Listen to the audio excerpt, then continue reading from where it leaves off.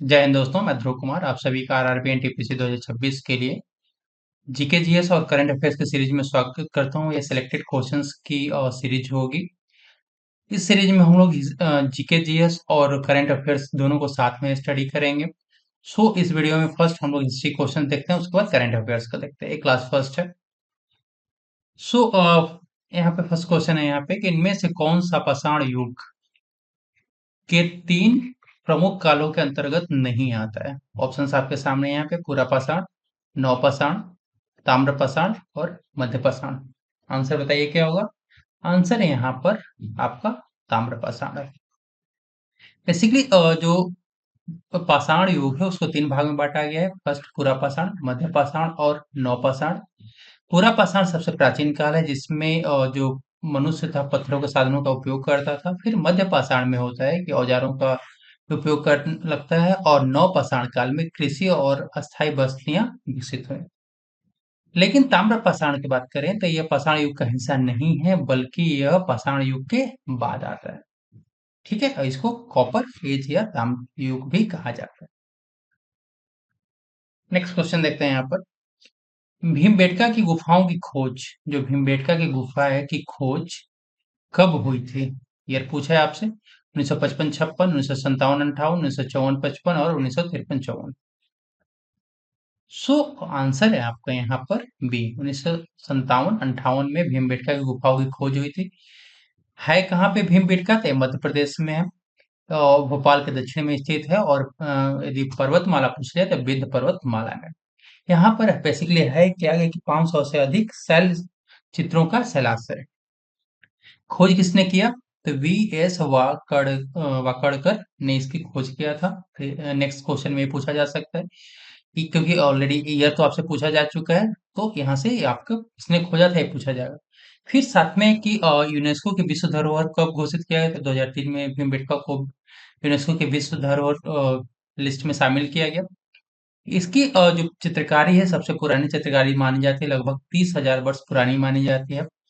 ठीक है, इसकी चित्रकारी उच्च पूरा पाषाण, मध्य पाषाण, ताम्र पाषाण, प्रारंभिक ऐतिहासिक और मध्यकालीन काल की है। इसके अधिकांश जो चित्र हैं मध्य पाषाण युग के माने जाते हैं। इसमें जो चित्रकारी तकनीक है, इसमें विभिन्न रंगों का उपयोग किया गया, जैसे लाल, गेरू, बैंगनी, भूरा, सफेद, पीला, हरा आदि का उपयोग किया गया। चित्रों की विषय वस्तु यदि जाने तो पुरुषों के रोजमर्रा जीवन को अक्सर छड़ी जैसे मानव कृतियों से दर्शाया गया है। हाथी, बाइसन, हिरण, मोर, सांप जैसे विभिन्न जानवरों को यहाँ दर्शाया गया है। शस्त्रधारी पुरुषों के साथ शिकार के दृश्य और युद्ध को दर्शाया गया है, और सरल ज्यामितीय डिजाइन को यहाँ पे दिखाया गया है। नेक्स्ट है यहाँ पे सिंधु घाटी सभ्यता के समय में शिल्प निर्माण के लिए शिप कहाँ से प्राप्त किए जाते थे? ऑप्शंस जयपुर, गई, नागेश्वर और भोपाल। बताइए आंसर क्या होगा। आंसर है आपका यहाँ पर नागेश्वर। नागेश्वर है कहाँ पे? तो बेसिकली नागेश्वर अभी वर्तमान में गुजरात में स्थित है। और सिंधु सभ्यता घाटी सभ्यता के समय में शिल्प निर्माण के लिए जो शिप होते थे नागेश्वर से ही प्राप्त किए जाते। इस सभ्यता के विभिन्न स्थलों से कला के रूप में प्राप्त हुए, जिसमें से मोहरे हो गए, मिट्टी के बर्तन हो गए, आभूषण हो गए, मिट्टी की मूर्तियां आदि शामिल है। नेक्स्ट यहाँ पर जो आपसे पूछा जाता है सिंधु घाटी सभ्यता के प्रमुख स्थल के बारे में, और कि जो स्थल है कहाँ पे है, किस अ, जगह पे है, राज्य हो गया, देश हो, किस नदी पर स्थित है, और इनका बेसिकली क्या क्या फाइंडिंग्स है, पुरातात्विक क्या क्या खोजे, कहाँ क्या क्या खोजी गई यहाँ पे। हड़प्पा से करें तो हड़प्पा आपका पंजाब पाकिस्तान में स्थित है। नदी आपसे पूछा जाता है रावी नदी के किनारे है, और यहाँ पर दो तारों में छह नगार मिले हैं। पुरुष धड़ लाल बल लोहा पत्थर के मिले हैं। मातृ देवी की मूर्ति पास से और मुहरें प्राप्त हुई हैं। मोहनजोदड़ो जो है बेसिकली ये भी आपके पाकिस्तान में स्थित सिंध में है। सिंधु नदी के किनारे है। यहाँ से वेरी इंपॉर्टेंट महान स्नानागार, विशाल रत्नागार, पशुपति मोहर, कांस की नर्तकी और पोस्ट दाह संस्कार आदि मिले। धौलावीरा, धौलावीरा गुजरात में स्थित है, भारत में है। ये लूनी नदी की सहायक और नदी के पास है। यहाँ पर आपको जल संरक्षण प्रणाली, 3 भागों में विभाजित नगर, विशाल लेक इत्यादि प्राप्त हुए। लोथल गुजरात में है, ये भोगवा नदी किनारे है। यहाँ से गोदीवाड़ा डॉक यार्ड, चावल के अवशेष, मनका निर्माण आदि केंद्र है। कालीबंगा, कालीबंगा राजस्थान में है। ये घग्गर नदी के किनारे, यहाँ से जूते हुए खेत के साक्ष्य मिले हैं। अग्निकुंड और भूकंप के प्रमाण मिले हैं। राखी गढ़ी की बात करें तो राखी गढ़ी हरियाणा में है, सरस्वती नदी के किनारे। सबसे बड़ा हड़प्पा स्थल मानव कंकाल और शहरी योजना के से प्रमाण मिले। चनहुदड़ो, ये भी पाकिस्तान में है, सिंध में, सिंधु नदी के किनारे। यहाँ पर मनका और मोहर निर्माण केंद्र है, कोई दुर्ग यहाँ से प्राप्त नहीं हुआ है। बनावली, ये आपके हरियाणा में है और ये सरस्वती नदी के किनारे, ठीक है। यहाँ पर हल के साक्ष्य मिले हैं। सुरकोटदा की बात करें तो ये गुजरात में है और यहाँ से घोड़े के अवशेष और दुर्गबंदी प्राप्त हुई है। आलमगीरपुर, ये उत्तर प्रदेश में है, हिंड नदी के किनारे। यहाँ पे ये हड़प्पा संस्कृति का पूर्वी विस्तार। तो शॉर्ट समरी है आपकी सिंधु घाटी सभ्यता के प्रमुख स्थलों की, जहाँ जो आपके एग्जाम के पॉइंट ऑफ व्यू से काफी इंपॉर्टेंट, तो आप इसको याद कर सकते हैं। नेक्स्ट क्वेश्चन है कि पुरातात्विक स्थल सुरकोटदा, सुरकोटदा किस राज्य में स्थित है? ऑप्शंस राजस्थान, पंजाब, बिहार और गुजरात। बताइए आंसर क्या होगा। आंसर है यहाँ पर गुजरात। सुरकोटदा बेसिकली गुजरात के कच्छ जिले में स्थित है। इस स्थल से हड़प्पा सभ्यता के विस्तार के प्रमाण मिलते हैं और इसकी खोज जगपति जोशी ने 1996 में किया। इसके अलावा जो सिंधु घाटी सभ्यता के जो प्रमुख स्थल हैं, किस राज्य में स्थित है, सो यहाँ से पूछा जाता है आपका, जैसे कि धौल, गुजरात आप देख लो, एक स्टेट का नाम आप यहाँ से कर सकते हो, गुजरात। गुजरात में क्या क्या है? धौलावीरा है, लोथल है, रंगपुर है और सुरकोटदा है। ये चार आपके गुजरात में मिल जाएगा। फिर उत्तर प्रदेश में आलमगीरपुर, राजस्थान में आपका कालीबंगा, जम्मू कश्मीर में मांडा, महाराष्ट्र में दहमाबाद और पंजाब में आपके रोपड़। तो ये जो सारे स्थल है वेरी वेरी इंपॉर्टेंट है, आप यहाँ से इसको याद कर सकते हैं क्योंकि डायरेक्टली आपको यहाँ से क्वेश्चंस मिलेंगे, डेफिनेटली मिलेंगे। नेक्स्ट है यहाँ पे कि सिंधु घाटी सभ्यता का निम्न में से कौन सा स्थल पंजाब में स्थित है, भारत में स्थित है? कोड दीजिए, मनावली, बालू और रोपण। बताइए आंसर क्या होगा। आंसर है यहाँ पर आपका डी, रोपण। इसकी खोज जो रोपण है उसकी खोज 1950 में बीबी लाल के द्वारा किया गया था, ठीक है। पंजाब के रोपड़ जिला में सतलुज नदी के तट पर स्थित है। यहाँ से मनुष्य के साथ पालतू कुत्ते को दफनाए जाने का साक्ष्य मिला है। क्लियर है। नेक्स्ट, हड़प्पा के अधिकांश मानक मोहरे जो हैं, हड़प्पा की अधिकांश मानक मोहरे नामक एक प्रकार के मुलायम पत्थर से बनी होती थी, जो 2x2 बीमा के साथ वर्गाकार आकृति का होता था तथा जिसका उपयोग व्यावसायिक उद्देश्यों के लिए किया जाता था। तो बताइए क्या आंसर होगा यहाँ पर। रोडोनाइट, गोल्डन रुटाइल, स्टेला स्टेटाइट और सेलेनाइट। आंसर क्या होगा। आंसर है यहाँ पर, आंसर है आपका सी, स्टेटाइट, मतलब उसको सेल खड़ी भी कहा जाता है। जो हड़प्पा के अधिकांश जो मोहरे थी उसको सेल खड़ी या स्टेटाइट से बनाया जाता था, जो एक प्रकार का नरम पत्थर है। इसके अतिरिक्त कांचली मिट्टी, शॉर्ट, वोमिट मिट्टी आदि की भी मोहरे बनी होती थी। मानक मोहर 2x2 के आयाम के साथ चौकोर होती थी। इन मोहरों पर गणितीय चित्र होते थे, ठीक है, जिनका उपयोग शैक्षिक उद्देश्यों के लिए किया जाता था, ठीक है। सभी मोहरों में जानवरों की एक तस्वीर एक चित्र में लिपि में लिखी हो गई है, जो अभी तक स्पष्ट नहीं है। यहाँ से आप क्लियर कर सकते हो। जिन पर मुख्यतः दर्शाए गए हैं जानवर, जो जहाँ बाघ, हाथी, वृषभ, गैंडा, भैंसा, हिरण, खरगोश और बकरा। क्लियर। नेक्स्ट हम बात करें यहाँ पर, नेक्स्ट क्वेश्चन है कि वर्ष 1920-21 के आसपास किस नदी के किनारे खुदाई के दौरान हड़प्पा स्थल मिला है? ठीक है। ऑप्शंस झेलम, ब्यास, चिनाब और रावी। सो आंसर है यहाँ पर आपका डी, रावी। हड़प्पा शहर सिंधु सभ्यता का एक शहर जो पाकिस्तान के मोंटगोमरी जिले में रावी के तट पर 1920-21 में खुदाई के दौरान प्राप्त हुआ। और इसकी खुदाई किसने किया? दयाराम साहनी और माधव स्वरूप वत्स के द्वारा किया गया। ठीक है, नेक्स्ट। सिंधु घाटी सभ्यता के किस शहर का शाब्दिक अर्थ मृतकों का टीला है? मृतकों का टीला।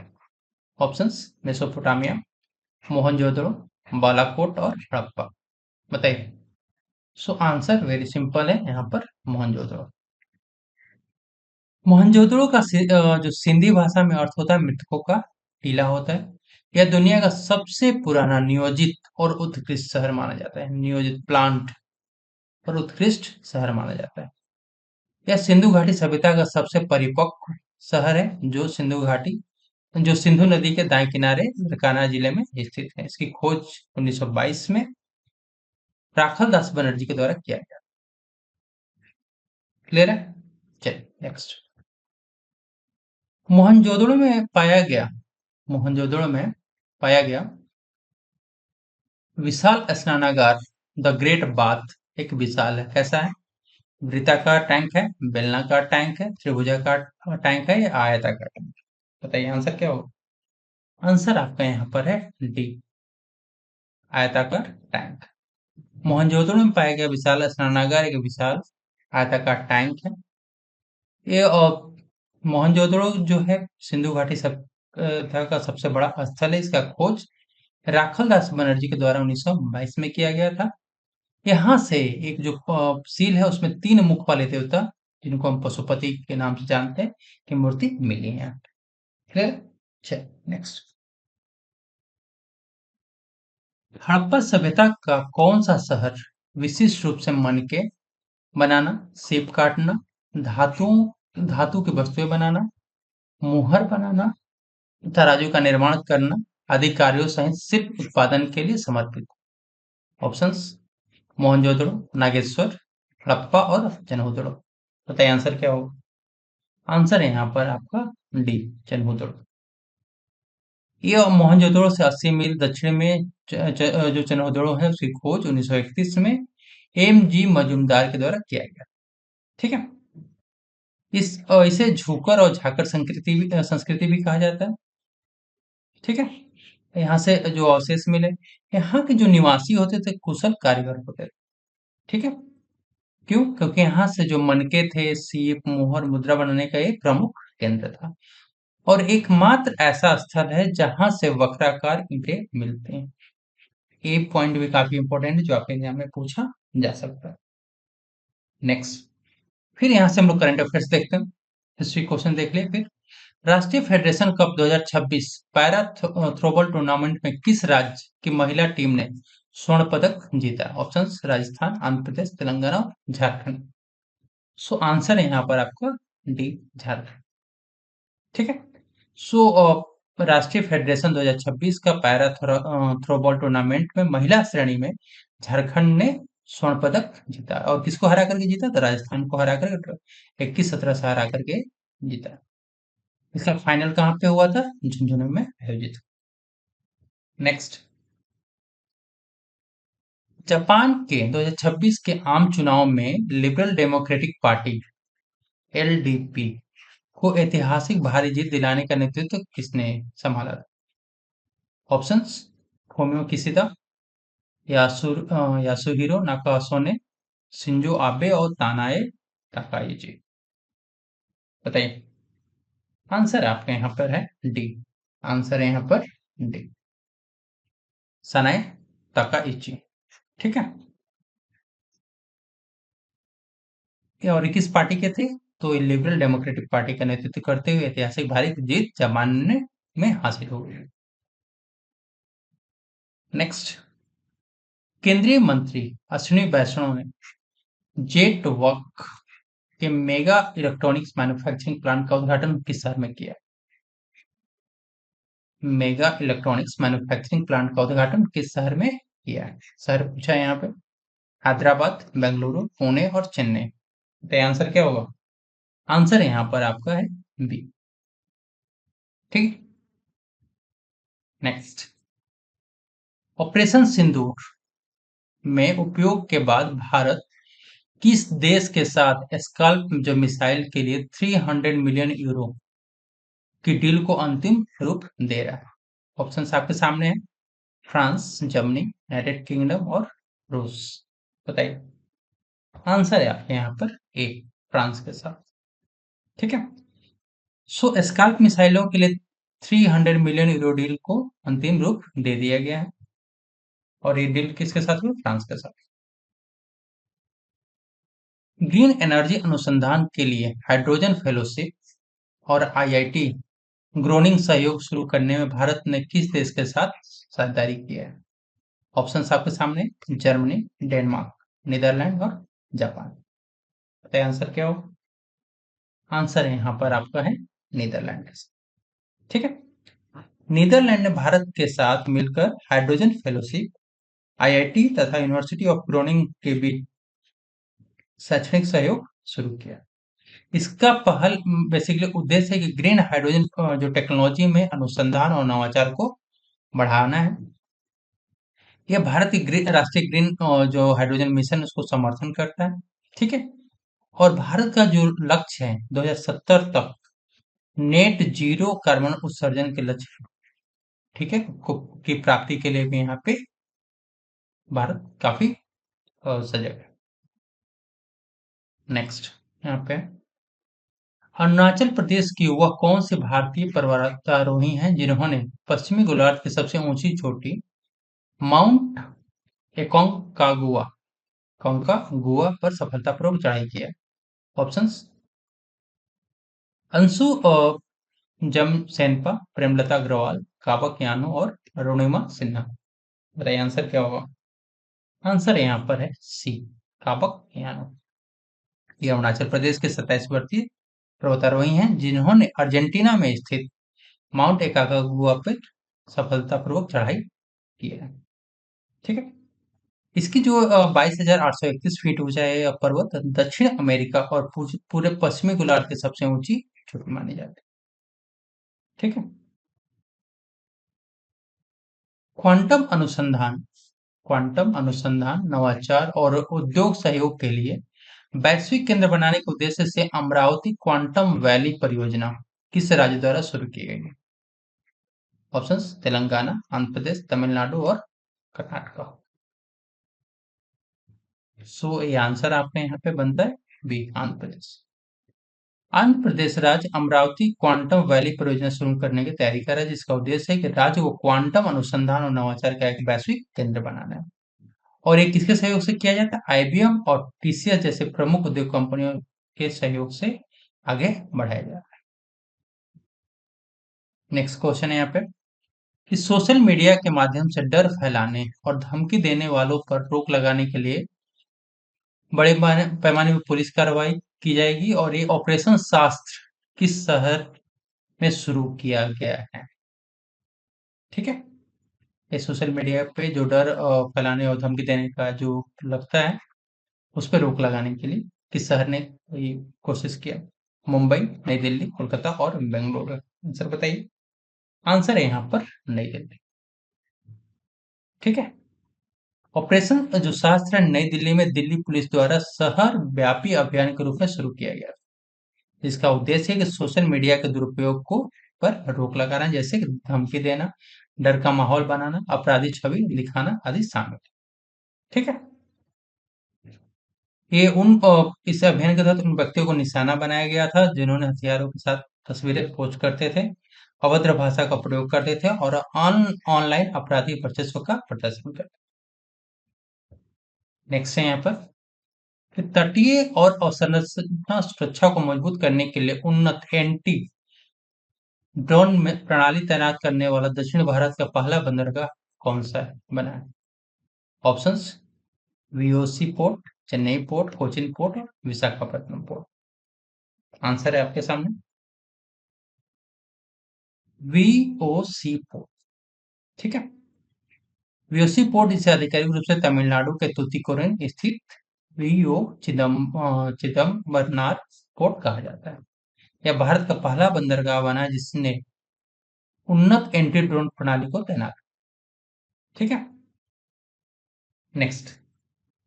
2026 में भारत का सबसे बड़ा ऊन उत्पादक राज्य कौन सा बना जिससे देश के कुल उत्पादन का लगभग आधा योगदान दिया है, मतलब हाफ प्रोडक्शन यहीं पे हुआ है। ऑप्शंस जम्मू कश्मीर, कर्नाटक, राजस्थान और तेलंगाना। बताइए आंसर क्या होगा। आंसर यहाँ पर है ए, सॉरी सी, राजस्थान। 2026 में राजस्थान भारत का सबसे बड़ा ऊन उत्पादक राज्य बना है। राज्य ने लगभग 16,013 किलोग्राम ऊन का उत्पादन किया, जो देश के कुल उत्पादन का 47.53%। राजस्थान की शुष्क जलवायु, विशाल घास के मैदान, बड़े पैमाने पर भेड़ पालन के अनुकूल परिस्थितियां प्रदान करते हैं, जिससे ऊन उत्पादन में राज्य का अग्रणी स्थिति बनी हुई है। क्लियर है। सो फ्रेंड्स, ये आपके हिस्ट्री और करंट अफेयर्स के बेस्ट क्वेश्चंस थे जो आपके एग्जाम में पूछे जाएंगे। सो आपसे रिक्वेस्ट है कि यदि अभी तक चैनल को सब्सक्राइब नहीं किया है तो प्लीज चैनल को सब्सक्राइब कर दीजिए, वीडियो को लाइक करके अपने दोस्तों के साथ शेयर कर दीजिए। मिलते हैं नेक्स्ट वीडियो में। Thank you.